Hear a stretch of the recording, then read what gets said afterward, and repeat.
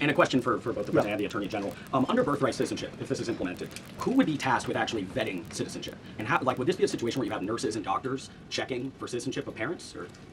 This is all pending litigation. It's going to be decided in October by the Supreme Court, and we'll discuss that after the litigation. If you have an undocumented baby, would that baby then be an enforcement priority? The violent criminals in our country are the priority now. Let me put it in perspective. Today marked the 2,711th arrest in our country of TDA members, just TDA. Everyone in this room agrees they are one of the most violent criminal organizations in the world. And the Biden administration let them walk into our country for the last 4 years.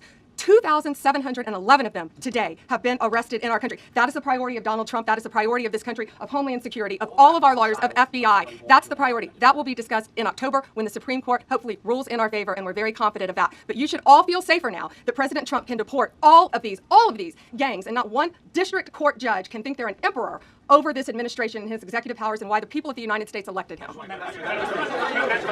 I just might add one thing, and they used birthright citizenship, some of the worst people, some of the cartels, to get people into our country, just so you know. And again, I say, if you look at the end of the Civil War, the 1800s, it was a very turbulent time. If you take the end day, was it 1869 or whatever, but you take that exact day, that's when the case was filed.